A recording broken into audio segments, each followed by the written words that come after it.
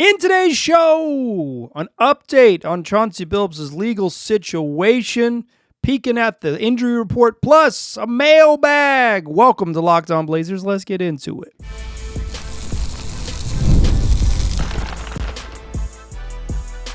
You are Locked On Trailblazers, your daily Portland Trailblazers podcast, part of the Locked On Podcast Network.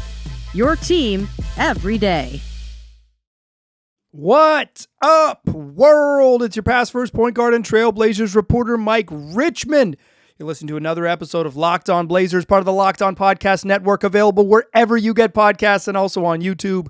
Thanks for making this show your first listen, coming at you each and every weekday, Monday through Friday. So make it a part of your daily routine. Make it your first listen. Tell your friends to do the same. It's Locked On Blazers, your team every day. In today's program, got a little news up top. We'll talk Chauncey Billups, who's got a high-profile lawyer representing him now, plus an interesting addition or change to the injury report, something to keep an eye on. Plus, we'll close the show with a couple mailbag questions. I got several, but two interesting ones from longer emails that I will share with you. We'll talk a little bit about Jerami Grant, Shaedon Sharpe, and three-pointers.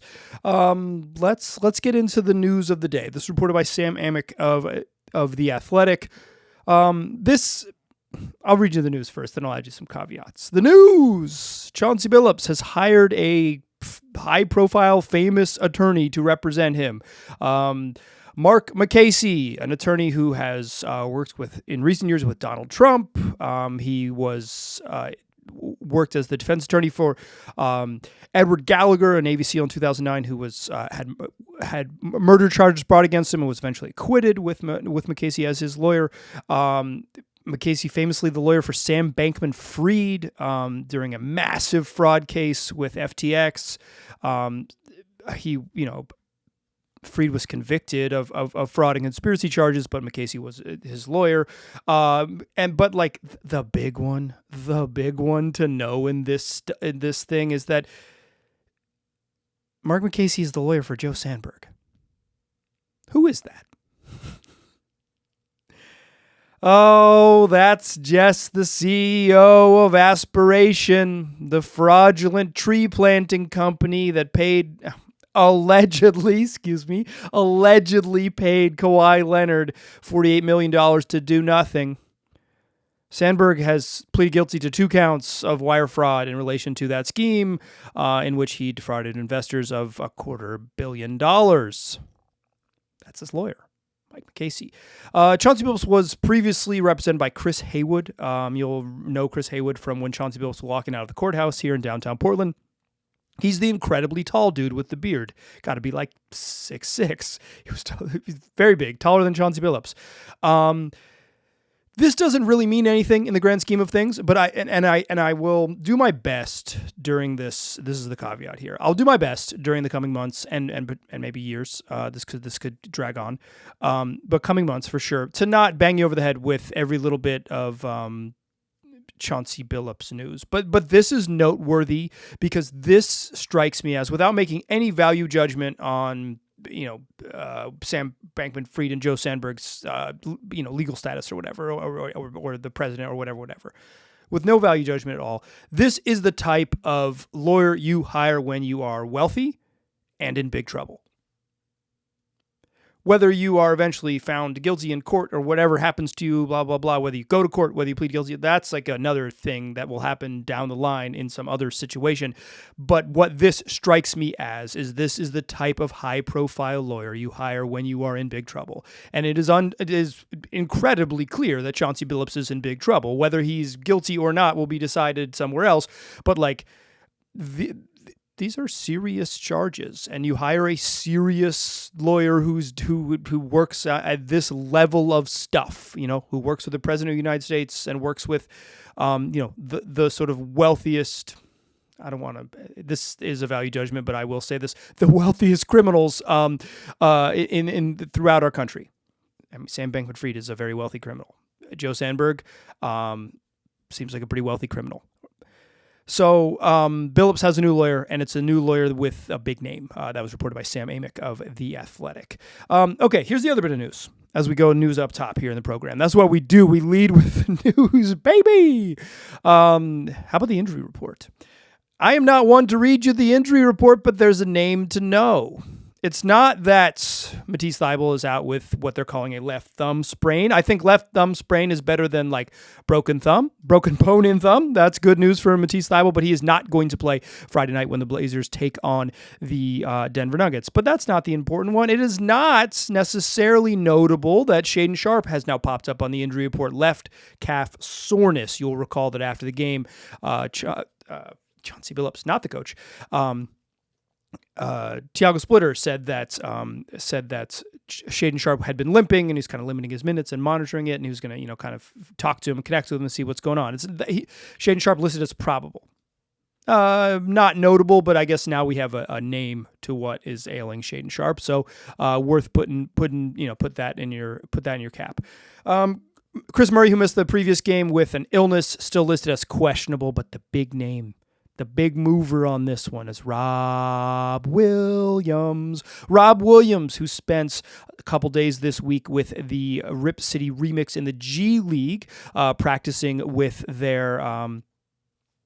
They opened up training camp this week, and Rob went down to training camp so he could get full contact practice in with the G League team while the team was on the road. The Blazers traveled back on Thursday and will head into their home game Friday in the first game of the NBA Cup against the Denver Nuggets.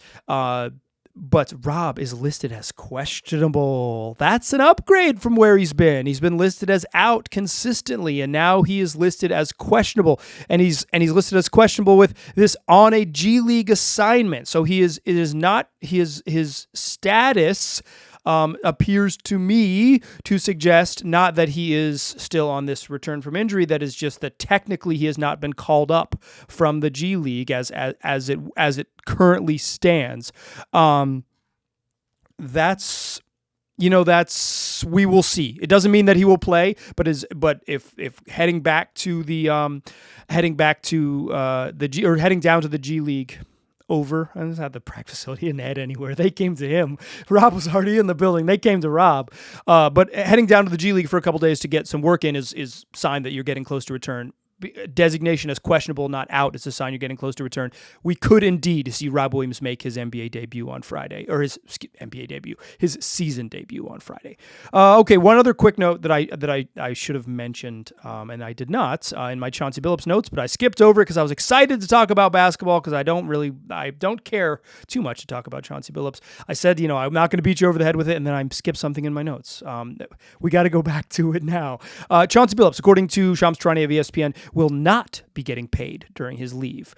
This is notable in that I would have assumed he absolutely would be paid. And the league, Charania also reported that Terry Rozier would not be paid. And my guess was that it's just collectively bargained. And if they're not going to be kicked out of the league, the collective bargaining agreement doesn't really have necessarily like an obvious mechanism for you to say like you're not going to get your money, so that money is just going into escrow, and then if they're reinstated or determined that they're not going to be booted from the league, they'll get their money, right? It still exists. It just that money the Blazers are paying into an escrow account and not directly to Chauncey Billups. He's on unpaid leave. And when Rozier, it turned out that he was reported he wasn't going to be paid, the Players Association released a statement saying like, hey, this is unfair, yada, yada, yada. And that was my guess, is like there would be some protests because it's a union, right? They want their guys to be paid even if there's some questionable territory in which they have crossed into. I will note that Billups being on unpaid leave, being on leave sanctioned by the league. You'll remember that the league put him on leave immediately. The first people to act were the league. The Blazers didn't release even a statement for 3 hours after he was placed on leave. It's why they're calling, if you'll notice, like an important language thing they'll do on the broadcast, Kevin Calabro will call Tiago Splitter the acting coach. The acting coach. That's an important thing to note because he's not the interim coach because Billups has not technically been let go. But I will say the idea that Billups will ever coach again with the Blazers is far-fetched. There's a new owner coming in. Come on. He's been charged with 2 felonies, even if he gets off, right? Even if he's fully acquitted of these charges or they're dropped eventually, right? the new owner's not going to like go back to the well. That's not what Tom Dunn's going to do. It's over for Billups in Portland. It's just technically it's still going on. Okay, what about some mailbag questions? I got one from Josh P. about the starting lineup. It's kind of the reverse of what we were talking about in the preseason. Let's do that in the second segment. Join me there. First, though, let's talk about Robinhood. Your ambition just met its match. With Robinhood, you play for the win.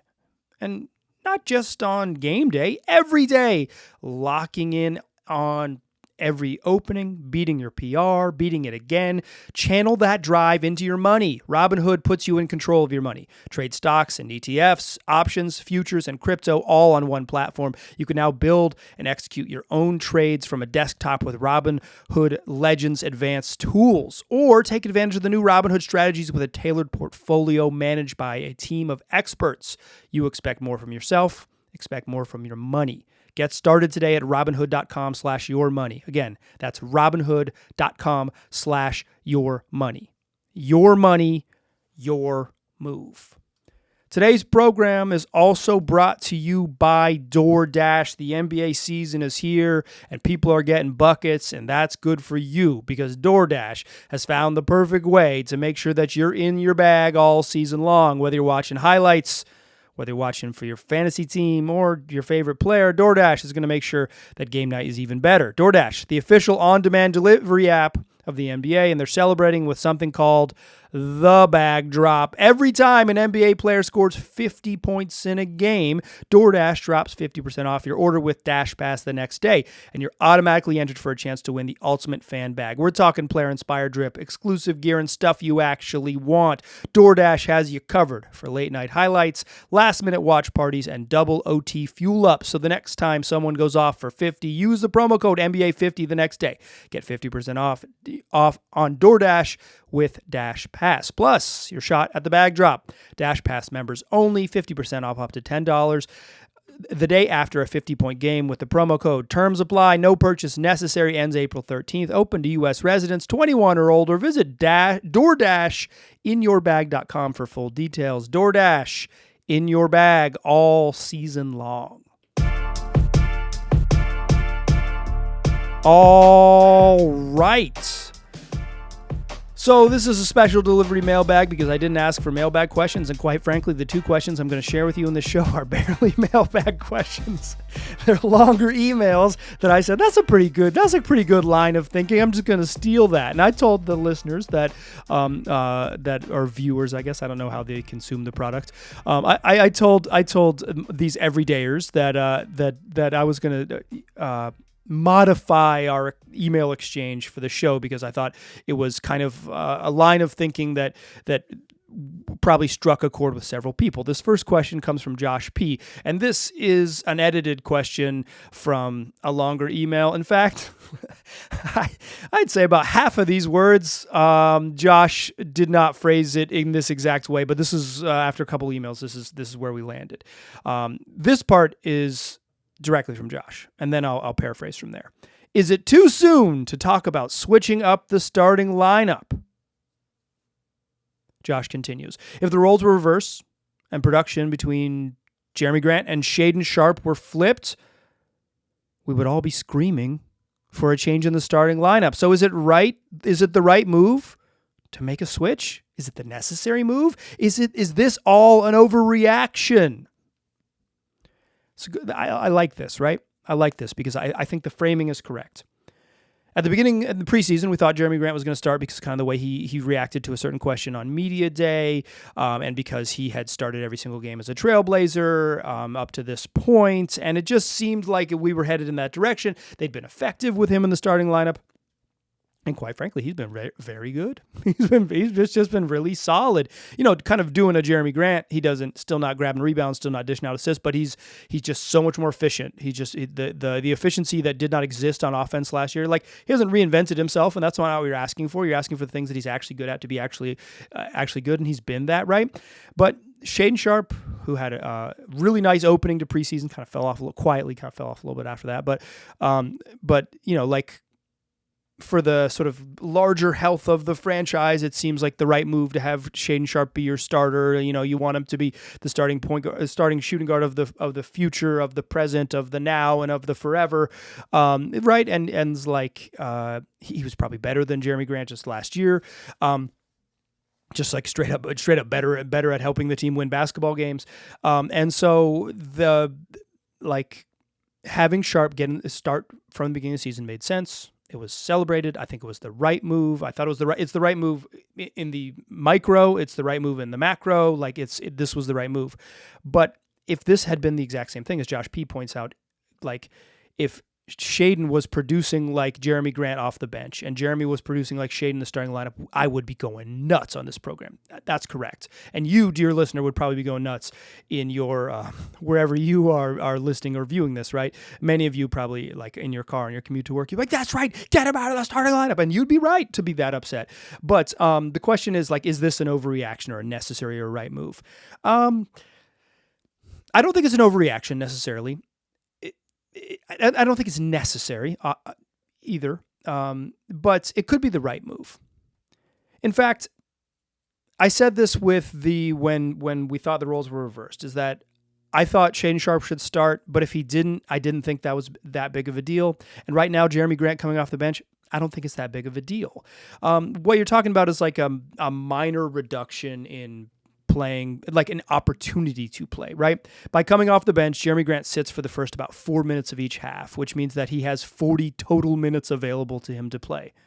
That's enough minutes to play. So if you flip Shaedon Sharpe bringing off the bench, he would have same thing. He'd sit for the first 4 minutes of each half, which means he'd have about 40 minutes available to him to play.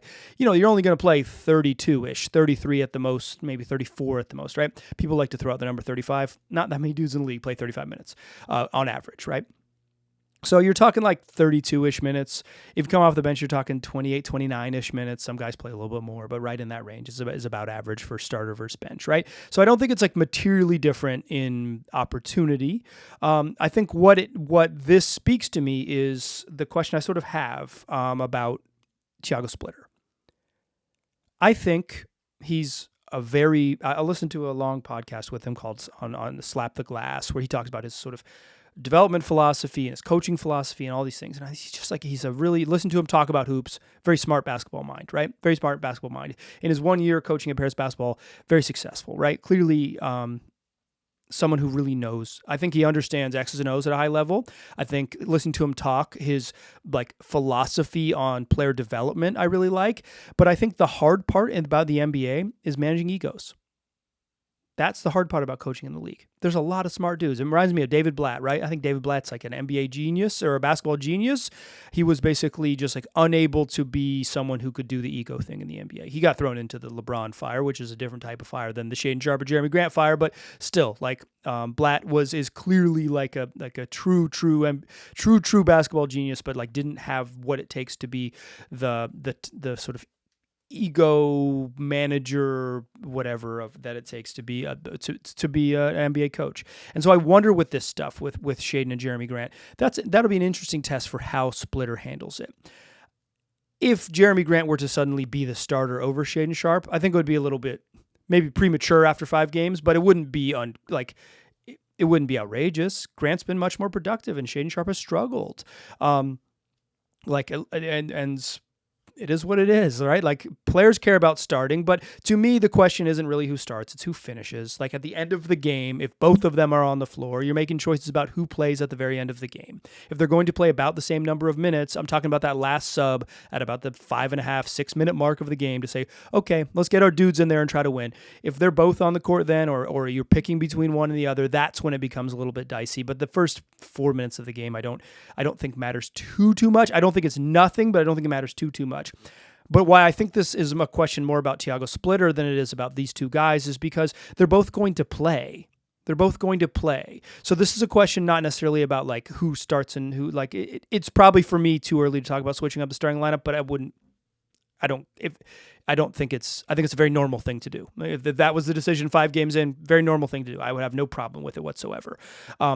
But it's the question for me is how does Splitter handle this type of stuff, the ego management stuff? That I'm going to be upset if I get treated this way or if I get benched or how does the soft magic of coaching, the stuff we don't see and can't know, the unknowable variables, not the smart X's and O stuff, but the unknowable variables sort of outside of our view.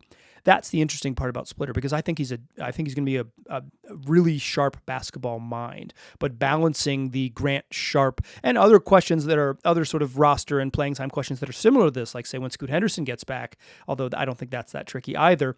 But like some of this balance stuff, that is what I think like quote unquote inexperienced coaching would come in more so than like knowing how to coach guys and knowing how to develop players and all of those things, which I think that at least on paper, Splitter seems to be very, very, very good at. And also he just has a very even keeled demeanor. And I think that is helpful for a team that to have their leader be someone who just is like one heartbeat. You know exactly what you're going to get.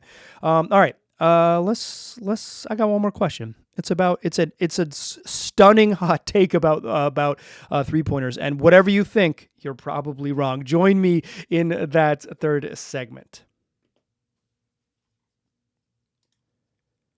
First, though, let's talk FanDuel. The NBA season is upon us, and FanDuel has a great place for you to get on the action, and that place is the FanDuel app, because FanDuel is the official sports betting partner of the NBA. Even if you miss the start of the game, so you can't put in your pregame money lines or your other pregame wagers, you can still ride the hot hand. FanDuel has live bets on everything from who will score the next basket to fourth quarter comebacks and all of the live action in between, all of the things that happen in between the next bucket and the end of the game. Plus, you can even combine your live bets in a same game parlay for a shot at a bigger payout. It adds another layer to your viewing experience. If you're already watching the games, FanDuel can give you a layer you're looking for. And right now, FanDuel is giving you, a new customer, $300 in bonus bets when your first $5 bet wins. So head over to FanDuel.com to sign up and play your game with FanDuel, the official sports betting partner of the NBA. Still a pass first point guard. I'm still Mike Richmond. Still listen to Locked On Blazers. This question comes from Steph. This is a very long email. I'm going to read a very small portion of it verbatim. I have a hot take after the Jazz game. The Trailblazers aren't taking enough three-pointers. Let's go! I mentioned in that show after the Blazers played the Jazz that in like a 36-minute stretch, the Blazers took 43s from like 10 minutes to go in the first quarter till about 10 minutes left in the fourth quarter. Like in a span of essentially 3 quarters, a little more than 36 minutes, they got up 43-point attempts. Took 28 in the first half of that game, 27 in the second half of that game. They were getting them up. They were not going to be cheated. Let's go. My goodness, that's a lot, right? So like why I say it's not what you think. The Blazers, I think the sort of the common perception of them is that they're not a particularly good shooting team. That does seem to be accurate thus far. And that like they need to shoot less threes because they're too reliant on it and blah, blah, blah, blah, blah. And I think that is a commonly held belief. But Steph goes the other way. The Trailblazers aren't taking enough three-pointers. Now, this does come on the heels of a particularly hot shooting night, which is kind of what the back and forth between me and Steph was via email. But LockedOnBlazersPod@gmail.com. I can't believe I haven't said that. LockedOnBlazersPod@gmail.com. That's the email address. LockedOnBlazersPod@gmail.com. If you made it to the 24 minute mark of the episode, bless you. You learned the email address. And quite frankly, if you made it to the 24-minute mark of the episode, I bet you knew the email address. I appreciate you. In any case, no. They don't need to take more threes. No. Right now, as I'm recording this after the games have ended on Thursday evening, the Blazers are 4th in the league in three-point attempts and 17th in accuracy. So they're a below-average accuracy team, and they're in the top 5 in the league in total attempts. I don't hate the number. They're at 43. I think 40 is a totally reasonable number for an entire game. I think if they settle somewhere between like 10 and 15 in attempts from 3, that's fine. I have no problem with it. They're not going to be a good three-point shooting team, but one of the reasons I don't really mind them shooting threes is because when they get in half-court offense, they don't have a great way to generate quality twos. They don't have anyone with like a really, really good handle to get themselves like into spots where they want to go. Sharpe was supposed to be that, but he just hasn't been that thus far. They rely on generating passes or generating quality looks inside the arc by driving, kicking, and then like getting an advantage, keeping an advantage, right? It's like Denny Avdia catches on the move, ball in his right hand, and he gets downhill because he's a beast if he gets the ball on the move with his right hand. Jerami Grant gets the ball and he gets to sort of half post up someone smaller. They try to force him baseline. He spins back middle, gets into the paint.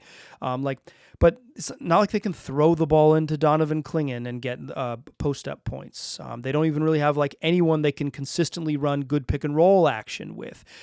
Sharpe's handle has kind of not been very strong this year, so he's having trouble just like generating quality looks. A lot of it is like, can Drew Holiday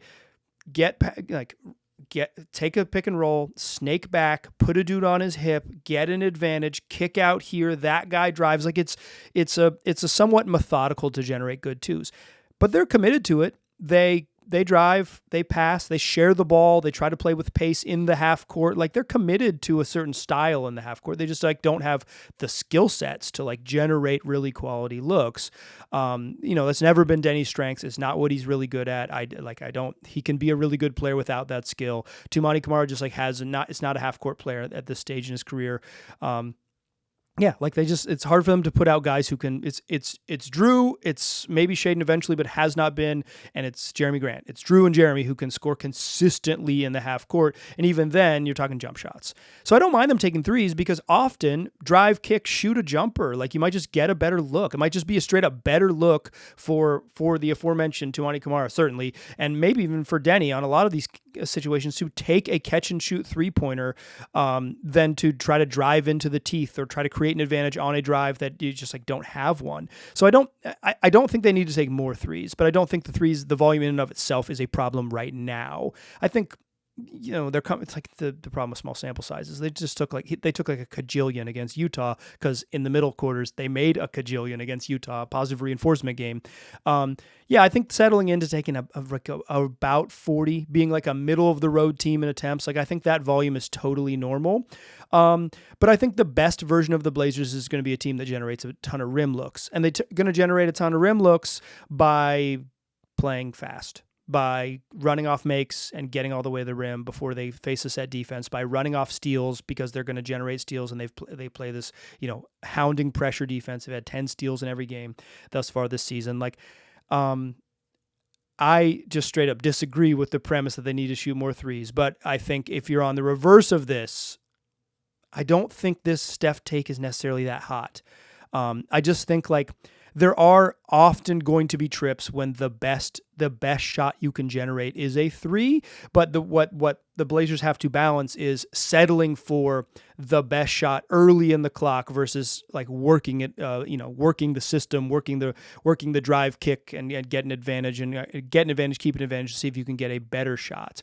Often earlier is better in the NBA. Like often earlier in the shot clock is just better quality shots.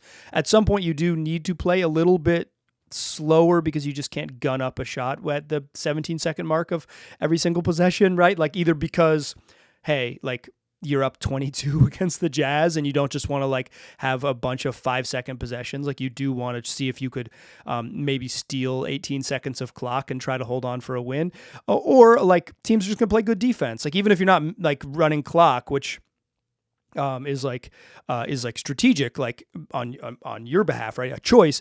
What if the other team dictates it? Like if they're playing good defense and keeping you out of transition opportunities, sometimes you do need to like be patient.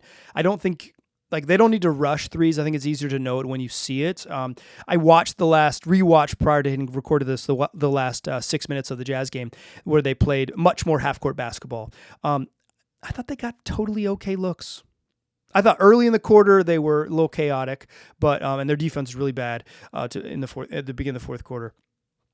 But I thought the last 6 minutes were like I thought they got fine. I thought the looks they got were fine. They shot bricks, 1 of 10 from 3, but I didn't. There was probably only one of those that I was like, yeah, I didn't need that. Like for the most part, I thought the plan was fine. So maybe Steph's right. Maybe shoot more threes. I don't actually agree, but I do appreciate the hot take. That is going to do it for today's show. Blazers play the Denver Nuggets on Friday evening. So guess what? Next time you hear my voice, we'll talk about that game. Blazers again play the Lakers on Monday and then OKC on Wednesday. So they've got the weekend off. Go out there, enjoy Halloween if you're someone who enjoys Halloween. Eat some candy if you're someone who enjoys candy. Have good weekends. Sundays, I probably I'm unless something crazy happens, I'm just not going to record because I do these 5 days a week. So the show that comes out Sunday sometime will be the Nuggets game recap and talk about any news that happens over the weekends. What we do 5 days a week, wherever you get podcasts, also on YouTube. I appreciate you listening.